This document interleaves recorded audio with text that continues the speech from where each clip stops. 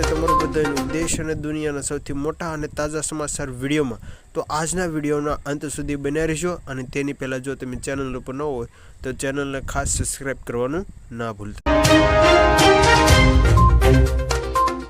મિત્રો આજના પ્રથમ સમાચાર વિશે વાત કરીએ તો પાકિસ્તાનમાં સર્જાયેલી ઈરાન અમેરિકા અને ઇઝરાયલ વચ્ચેની જે મીટિંગ છે તે નિષ્ફળ ગઈ છે અને હવે ફરી એકવાર ઈરાન અને અમેરિકાનું યુદ્ધ શરૂ થવા જઈ રહ્યું છે। ત્યારે આજે મિત્રો નિર્ણય લેવામાં આવ્યો છે તેનાથી આખા વિશ્વ ઉપર મહામંદીનું એંધાણ, કારણ કે આ યુદ્ધ મિત્રો જે છે તે હવે અહીંયા પૂર્ણ થઈ જવું હતું, પરંતુ જે મીટિંગ જે છે તે મિત્રો નિષ્ફળ નીવડી છે। એટલે કે પાકિસ્તાનની અંદર અમેરિકા અને ઈરાન વચ્ચે મીટિંગ યોજવામાં આવી હતી યુદ્ધ વિરામ કરવા માટે, યુદ્ધમાં શાંતિ જાળવવા માટે। ત્યારે આ મીટિંગની અંદર મિત્રો ઈરાને જે માંગણીઓ કરી છે તે અમેરિકા પૂરી કરવા માટે નિષ્ફળ ગયું છે। ત્યારે તમને જણાવી દઈએ તો આ મીટિંગ ટોટલી નિષ્ફળ ગઈ છે અને આની અસર હવે વિશ્વના તમામ દેશો પર પડશે, કારણ કે ફરીથી યુદ્ધ શરૂ થઈ શકે। ત્યારે ડોનાલ્ડ ટ્રમ્પે મિત્રો 50,000 જેટલા સૈનિકોને પણ જે છે તે ઈરાન સુધી જવાની છૂટ આપી દેવાના કેટલાક અહેવાલો સામે આવ્યા છે। ત્યારે બીજા નંબરે મિત્રો તમને જણાવી દઈએ તો ઈરાને કહ્યું છે કે સ્ટ્રેટ ઓફ હોર્મુઝ નામનો જે રસ્તો છે કે જ્યાં આખી દુનિયાનો વ્યાપાર થાય છે, તો આ જે રસ્તો છે તેને ઈરાન જે છે તે ખોલવા માટે કેટલીક શરતો મૂકી છે અને આ શરતોનું પાલન કરવાની અમેરિકાએ મનાઈ કરી છે, જેથી અત્યારે જે છે મિત્રો હવે આ યુદ્ધ ફરી એકવાર શરૂ થઈ શકે તેવી માહિતી સામે આવી રહી છે। તેની વચ્ચે અમેરિકા અને ઈરાન વચ્ચેની શાંતિ મંત્રણા હવે પૂરી થઈ ગઈ છે। અમેરિકા તરફથી જેડી વાન્સ આવ્યા હતા મીટિંગ કરવા માટે અને અત્યારે ખાલી હાથ ફર્યા છે। પાકિસ્તાનમાં જે મીટિંગ હતી એ નિષ્ફળ ગઈ છે। જેડી વાન્સે ચેતવણી આપી છે કે આ જે મીટિંગ નિષ્ફળતા તરફ ગઈ છે એનું ઈરાનને વધારે જોખમ ઉઠાવવું પડશે, ઈરાન માટે વધુ ખરાબ સમાચાર છે તેવી પણ તેમણે માહિતી આપી। અને વિશ્વ માટે એટલા માટે મહામંદીના એંધાણ, કારણ કે આ યુદ્ધ જેટલું વધારે ચાલશે એટલા બધા દેશોને અસર કરશે અને તમામ દેશોના જે મોટા મોટા ઉદ્યોગો છે તેમને ભારે નુકસાન પહોંચાડશે અને મંદીનો મિત્રો જે છે તે ખાસ કરીને થોડી ઘણી વધારે હવે અસર જોવા મળશે। ત્યાર પછીના મહત્વના સમાચાર જોઈએ તો ભારત ઉપર હુમલો કરીશું, પાકિસ્તાને આપી મોટી ધમકી। જી હા મિત્રો, તમને જણાવી દઈએ તો પાકિસ્તાન તરફથી અવારનવાર ધમકીઓ આપવામાં આવી રહી છે, ત્યારે ભારત પણ હવે તૈયારીમાં છે। ત્યારે ભારતે મિત્રો તેનો વળતો જવાબ પણ આપ્યો છે। ત્યારે શું આખી વાત છે તેના વિશે વાત કરીએ તો મિત્રો પાકિસ્તાન તરફથી મિત્રો જે છે તે અવારનવાર જે બફાટ કરવામાં આવે છે તે કાં તો આસિમ મુનીર તરફથી કરવામાં આવે છે, કાં તો ખ્વાજા આસિફ કે જે તેમના રક્ષા મંત્રી છે તેમના તરફથી કરવામાં આવે છે। ત્યારે ફરી એકવાર તેમના જે ખ્વાજા આસિફ નામના જે મિત્રો ત્યાંના મંત્રી પાકિસ્તાનના તેમણે માહિતી આપી અને કહ્યું કે ભારતમાં ઊંડે સુધી અમે જઈને આક્રમણ કરીશું અને ભારત જો ખોટા બહાના નીચે હુમલો કરશે તો ઇન્શાલ્લાહ અમે કોલકાતા સુધી હુમલો કરીશું તેવું ખ્વાજા આસિફે કહ્યું। એટલે કે ભારતની અંદર ઘૂસીને છે કોલકાતા સુધી અમે પહોંચીને હુમલો કરીશું તેવું મિત્રો જે છે તે ખાસ કરીને અહીંયા ધમકી આપી પાકિસ્તાને।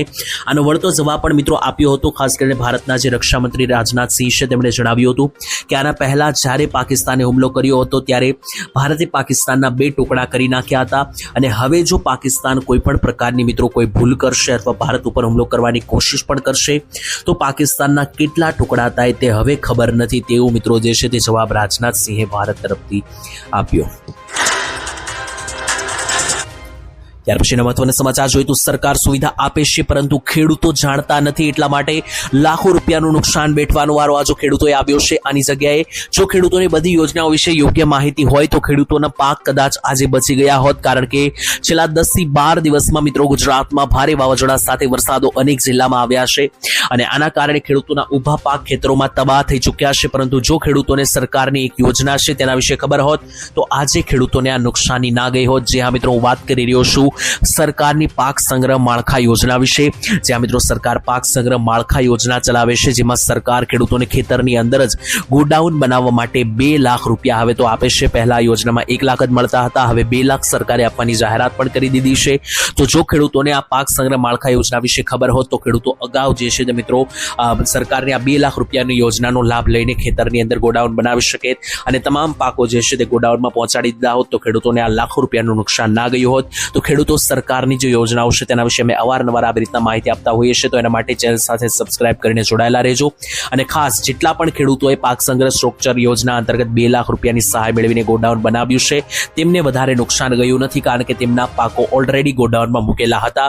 તો જો મિત્રો તમારે પણ આવનારા નુકસાનથી બચવું હોય અને ખેતરમાં ગોડાઉન બનાવવું હોય, પાક સંગ્રહ માળખા યોજના અંતર્ગત ઓરડી ટાઈપની રૂમ બનાવી હોય તો એના માટે સરકાર તમને 2 લાખ રૂપિયાની સહાય આપશે। પાક સંગ્રહ માળખા યોજનામાં તમે ફોર્મ ભરીને અરજી કરી શકો। અત્યારે હાલ આ ખેડૂત પોર્ટલ પર ફોર્મ ભરવાના શરૂ છે, તમે પણ ફોર્મ ભરીને અરજી કરી શકો। ત્યાર પછીના મહત્વના સમાચાર વિશે વાત કરીએ તો સરકાર હવે બાળકોને ભણવા માટે આપશે પૈસા અને 25,000 રૂપિયા સુધીની સહાય આપવાની જાહેરાત કરી નાખવામાં આવી છે। ત્યારે મિત્રો તમને જણાવી દઈએ તો મિત્રો ખાસ કરીને અત્યાર સુધી ગુજરાતમાં જનરલી એવું જોવા મળતું કે 10 ધોરણ ભણ્યા પછી આગામી સત્રમાં બાળકોને એક નિર્ણય લેવાનો હોય છે કોમર્સ આર્ટ્સ કે સાયન્સમાં એડમિશન લેવાનો।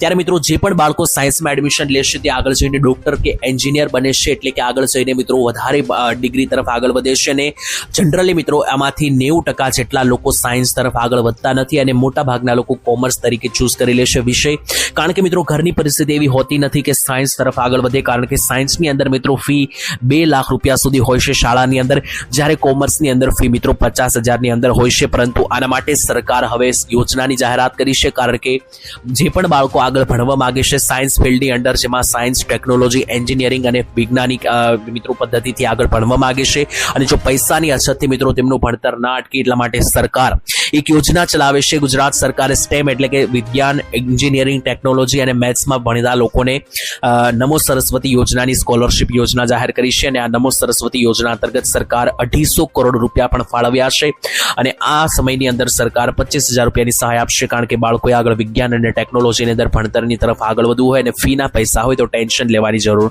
નથી। ત્યારબાદ મહત્વના સમાચાર જોઈએ તો ખેડૂતોએ કર્યું આંદોલનનું એલાન। સૌથી મોટા સમાચાર મહેસાણા જિલ્લાની અંદર મિત્રો ઉત્તરીય ગુજરાતના ખેડૂતો અત્યારે બાહુ ચડાવીને બેઠા છે અને આખા ગુજરાતમાં મોટું આંદોલન વેઠવાની વાત કરી નાખવામાં આવી છે। ત્યારે શા માટે ખેડૂતો નારાજ છે તેના ઉપર પણ મુખ્યત્વે વાત કરીએ તો મહેસાણા જિલ્લામાં જમીન કપાતના મુદ્દે ખેડૂતોમાં ભારે ગુસ્સો જોવા મળી રહ્યો છે, કારણ કે ખેડૂતો મિત્રો નારાજ છે, કારણ કે ખેડૂતોની જે જમીન કપાતને લઈને નિર્ણયો છે તેને લઈને ખેડૂતો અત્યારે હાલ નાખુશી દર્શાવી રહ્યા છે। ખેડૂતોની જમીનમાં કરવામાં આવતા 40% જેટલા કપાતના નિર્ણયથી પગલે ખેડૂતોએ આર પારની લડાઈ લડવાનો હવે મોકો જે છે તે ઉઠાવી લીધો છે અને ખેડૂતો હવે આર પારની લડાઈમાં ઉતરી ગયા છે। ત્યારે ખેડૂતોની જે જમીન છે તેમાં જે કપાત કરવામાં આવે છે તો આનાથી જે છે તે ખેડૂતો દુઃખી છે અને તમને જણાવે તો મહેસાણાના જે પાછોડ ગામે અંબાજી માતાના મંદિરે મોટી સંખ્યામાં ખેડૂતોની મહાસભા સંબોધાઈ હતી, જેમાં સરકાર સામે આંદોલનનું એલાન પણ કરવામાં આવ્યું, એટલે કે સરકારના જે નિયમો છે ખાસ કરીને ખેડૂતોની જમીન કપાતને લઈને અને જો આ નિયમો જે આવનારા દિવસોની અંદર સુધારવામાં નહીં આવે, સરકાર આનું સમાધાન નહીં આપે તો ખેડૂતો મોટું આંદોલન કરશે ભવિષ્યમાં આવનારા સમયમાં, તેવી ખેડૂતોએ આંદોલનની પણ ચીમકી ઉચ્ચારી।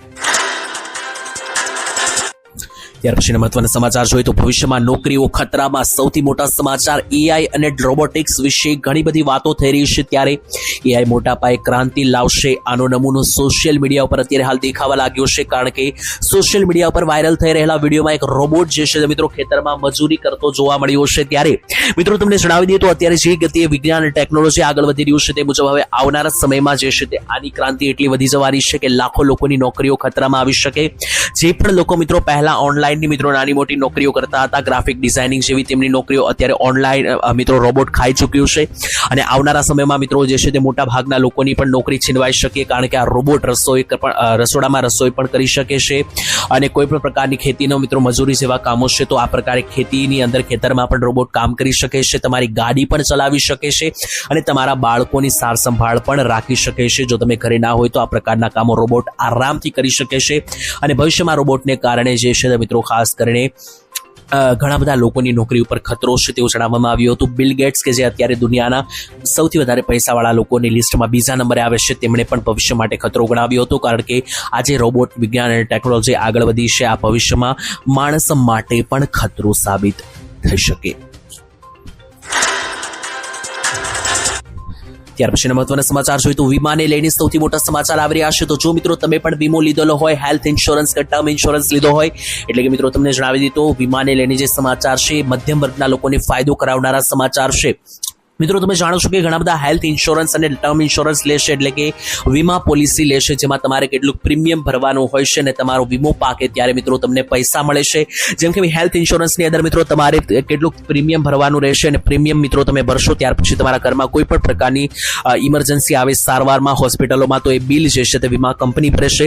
અને ટર્મ ઇન્સ્યોરન્સ પણ જેમના નામે લીધેલો હોય તેમણે પ્રીમિયમ ભરવાનું હોય છે અને ત્યાર પછી વ્યક્તિનું જો મૃત્યુ થાય છે તો કેટલીક અમાઉન્ટ રૂપિયા જે છે તે પ્રીમિયમ ભરનારા લોકોના ઘરે પરિવારોને આપવામાં આવે છે.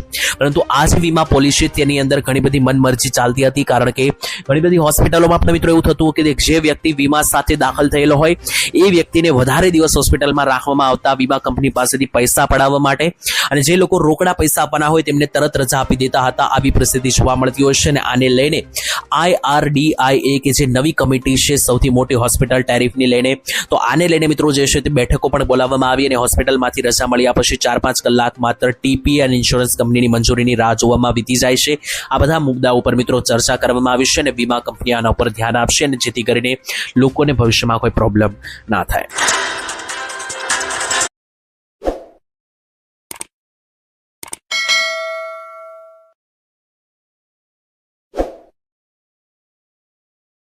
જો મિત્રો તમને આ વિડીયો સારો લાગ્યો હોય તો તમારા મિત્રો સુધી શેર કરજો, અને તમે ક્યાંથી વિડીયો જોવો છે તે કોમેન્ટમાં કરજો. તો મળીએ કાલે હવામાન વિભાગના નવા વિડીયો સાથે. જય દ્વારકાધીશ.